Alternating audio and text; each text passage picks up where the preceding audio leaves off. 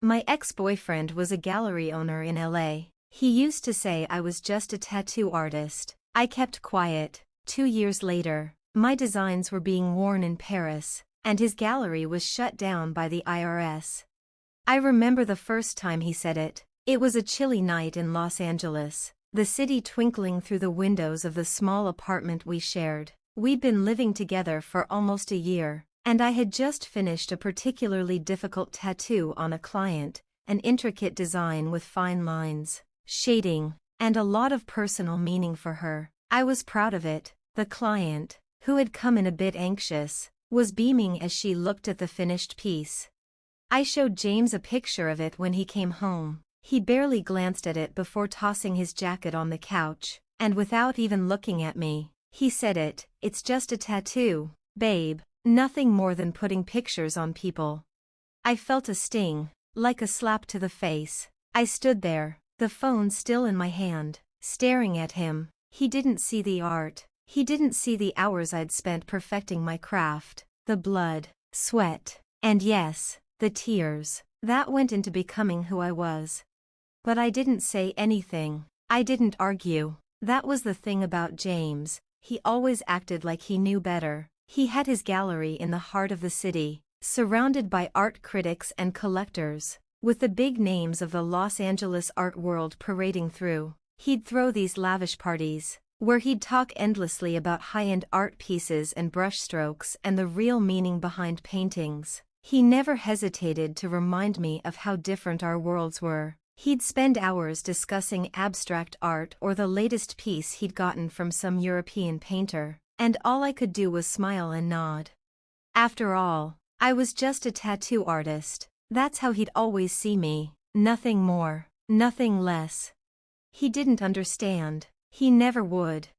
And so, I learned to keep quiet. When he belittled what I did, when he dismissed my work with that condescending tone, I didn't fight back. I just worked harder. It wasn't about proving him wrong, not yet. It was about proving something to myself. I knew that I was more than what he saw. I knew I had something special. So, I kept sketching, day after day, in between the long hours spent tattooing clients, in between the hustle to make rent. I'd work on my designs. They weren't just tattoos, they were my soul poured onto skin. Every line, every color, every curve was part of me, and while James might have been quick to dismiss what I did, I found solace in my art. It was where I could be free, where I could express myself in ways that I could never do in his world of pretentious galleries and expensive wine.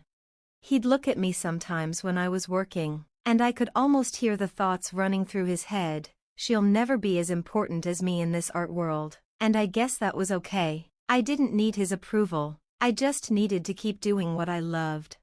But sometimes, in the quiet moments when I'd be sitting alone with my sketches, it got to me. I'd think about how he always surrounded himself with critics who looked at me with contempt, and how his friends saw me as nothing more than a girl with a needle. I wanted to show him, that tattoos weren't some fleeting trend. They were an art form, a way to immortalize something deeply personal. But I kept quiet. I didn't push. I worked. Every day, I'd wake up early, go through the motions of the usual routine, but the fire inside of me only grew stronger. It wasn't about making him see it, it was about making the world see. So, I started entering small competitions. Nothing big at first, just local tattoo contests, but I didn't expect to win. Not yet. It was all about practice. It was about learning new techniques, pushing myself past my limits, building a reputation. I'd keep my victories small, a winning design here and there, a grateful client, but it felt good. Each little success was a step closer to something bigger. I wasn't in it for the fame, at least not then. I didn't care about proving him wrong immediately. I just wanted to be the best version of myself. And slowly, I could feel the momentum building.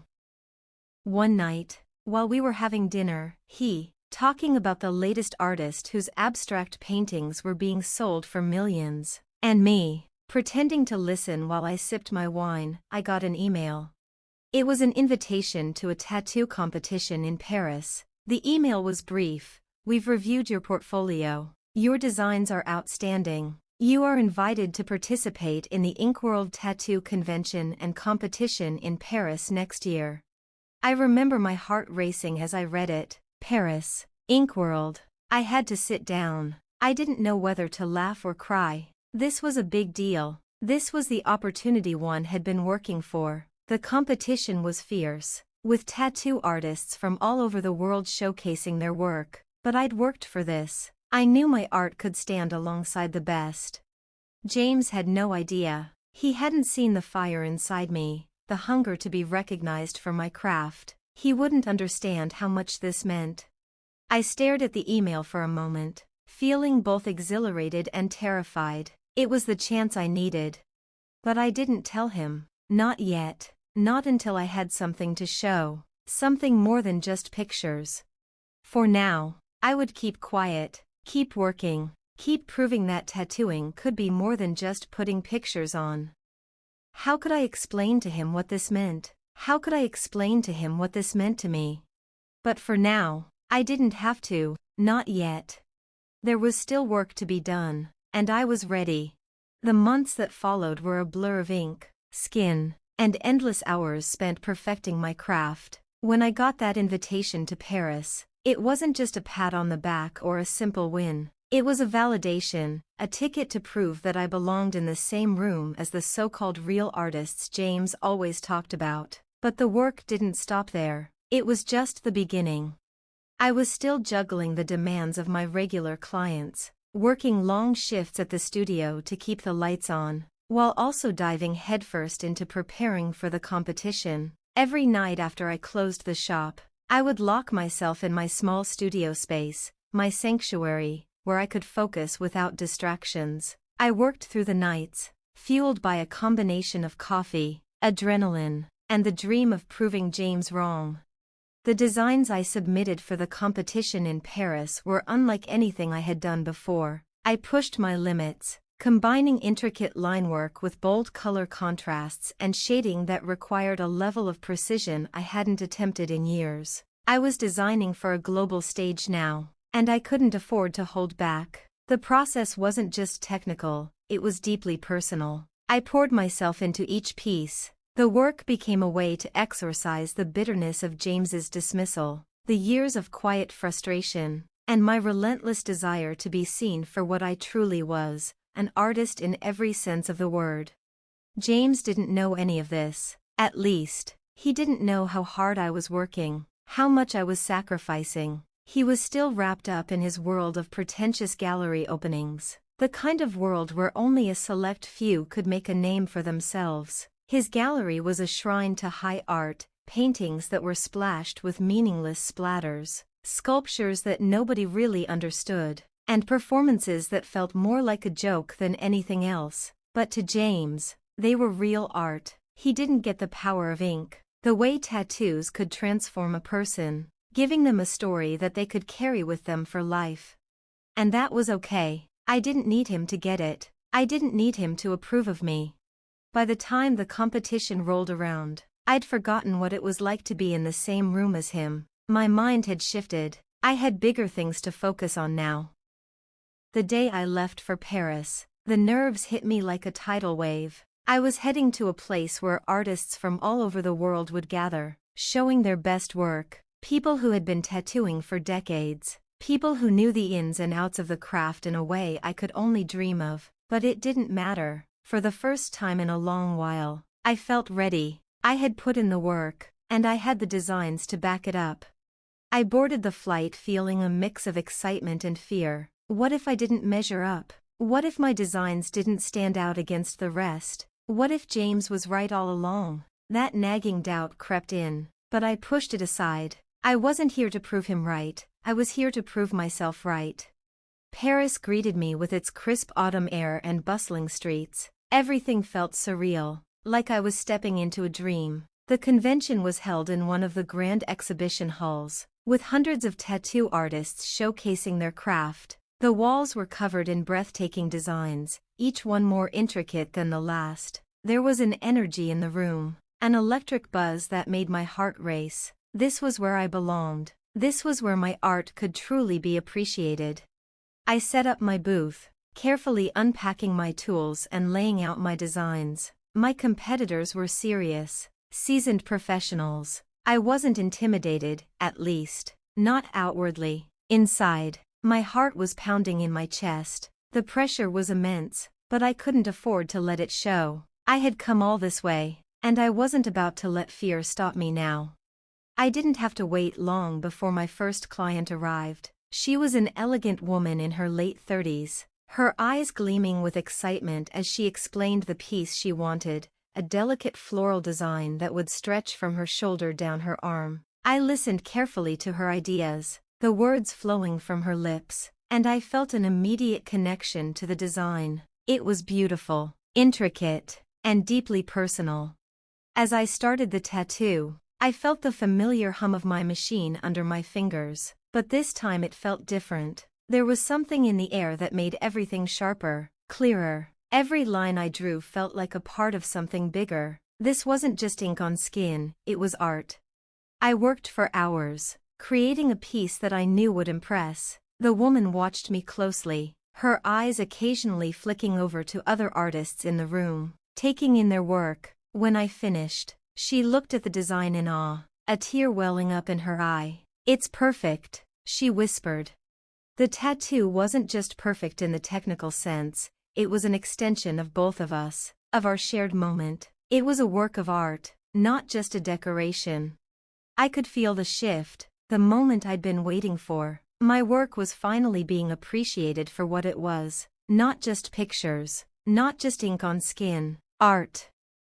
Meanwhile, back in Los Angeles, James was still in his world of exhibitions and critique, blissfully unaware of what was happening in Paris. I had no intention of telling him. Why should I? I didn't need his validation anymore. But a small part of me wondered if he ever thought about me while he was hosting yet another boring gallery opening, surrounded by people who didn't understand what it meant to create art that lives on someone's body.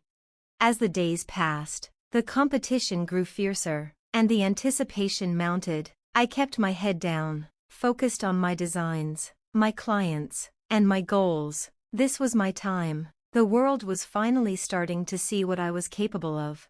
The night before the judging, I couldn't sleep. I tossed and turned in my small hotel room, the weight of the competition pressing down on me like a heavy blanket. The sounds of the city outside were distant, muffled, but my mind was racing. Tomorrow was the day when the months of hard work would finally be put to the test. I could feel the anticipation in every muscle, every heartbeat. But there was something else too, something I hadn't anticipated, a quiet feeling of vindication.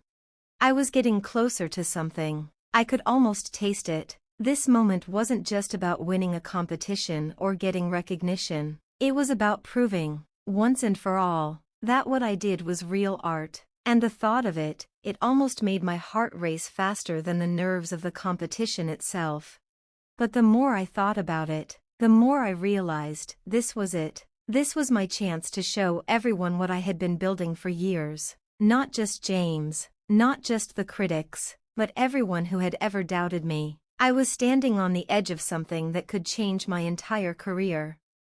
The competition day dawned crisp and clear. As I walked into the convention hall, the buzz of excitement and the soft murmur of voices filled the air. There was an electricity in the room, a palpable energy that made everything feel surreal. Artists from around the world were gathered here, each one with their own unique vision, their own story to tell. But there was one thing I knew for sure, I wasn't going to back down.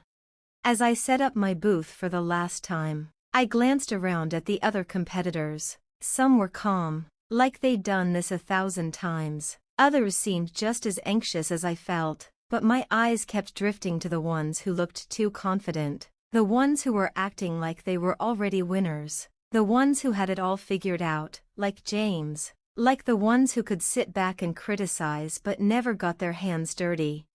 I couldn't help but smile, just a little. They had no idea what was coming. I had been working on my designs for so long that they felt like part of me now, etched into my very being. I could almost hear James's voice in the back of my head. mocking me as I finished the final details of my piece. "Real art isn't in ink," he had always said, sneering at my work. I could see his face now, his dismissive expression, as though tattooing was some kind of joke, but I wasn't laughing anymore. No, this was my moment to take that joke and turn it into something much bigger than either of us could have imagined. As the judging began, I was calm in a way I had never been before. The pieces were displayed, each one vying for attention in the crowded space. My work stood tall and proud, its intricate lines and delicate shading pulling the eyes of judges and spectators alike. It wasn't just a tattoo, it was a story. Every inch of it held meaning, every curve a reminder of the work I had put into perfecting my craft. The judges made their rounds, stopping at each booth, nodding and commenting as they went. I watched them approach, each step a moment that stretched time. I wasn't afraid of them, I didn't need their approval, but I wanted them to see what I saw in my art, the beauty, the depth, the power of it. This was a new chapter for me, and I wasn't going to hide behind my insecurities anymore.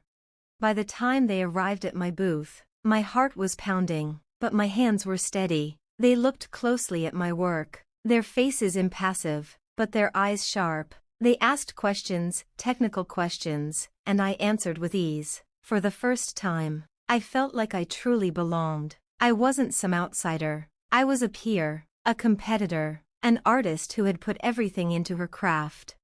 The judges moved on to the next booth, and I exhaled, not realizing I had been holding my breath. I could feel the tension in the air, but it wasn't the same kind of fear I had once had. No, this was different. This was the calm before the storm of recognition, of validation, of everything coming to fruition. Back home, while I stood in the center of Paris, a storm was brewing in Los Angeles. James had been running his gallery for years, trying to maintain the image of an art world mogul, but behind the scenes, things weren't as perfect as they seemed. He'd been riding the high of other people's success, getting his name attached to big exhibitions, rubbing elbows with critics, and pretending like he was somehow superior to the rest of us. But the IRS had a different view of things. It didn't take long for them to start digging into his financials, tracing the gaps, the missed payments, and the shady dealings that had been swept under the rug for so long. The gallery was raided, his assets frozen, and within days, everything he had worked for crumbled. The business that he thought would define him, the one that set him apart from artists like me, was gone. I didn't know about the gallery's downfall right away. It didn't make it into the papers until after the competition, and by then, I was already too far from Los Angeles to care. But the timing was perfect. His world was crumbling as mine was rising. I was getting ready for the awards ceremony when my phone buzzed. I glanced down at the message, my heart skipping a beat. It was a message from a friend back home. "Did you hear? James's gallery just got shut down by the IRS. His whole operation's under investigation. He's gone quiet." I didn't know whether to laugh or cry. The words felt surreal, but deep down, I didn't feel pity. I felt something stronger, something more profound. I wasn't reveling in his downfall. I was standing in the light of my own success, a success he had tried to tell me wasn't possible. And just as I read the message, I felt a tap on my shoulder. The judges had returned to announce the winner. The name they called was mine. The world tilted in that moment. This wasn't just a win for me, it was a win for every artist who had ever been told they didn't matter, who had ever been told their work wasn't real art. It was a win for anyone who had ever been made to feel small. And James? Well, he would have to face his own consequences. It was too late for him to take back the things he had said, too late for him to apologize for the way he had belittled me. His empire had collapsed, while I had just begun to build mine. I smiled, walking up to accept my award, the weight of it all sinking in. This was just the beginning, and I had no intention of letting anyone stop me now. I stood on the stage, the weight of the trophy in my hands, the applause ringing in my ears, but it wasn't the applause that made my heart beat faster. It was the realization that, At that moment, everything had come full circle. 2 years ago, I was just a tattoo artist, a nobody. Today, I was holding a trophy in Paris, the first place winner of an international competition, with my work featured on the cover of Inkworld magazine.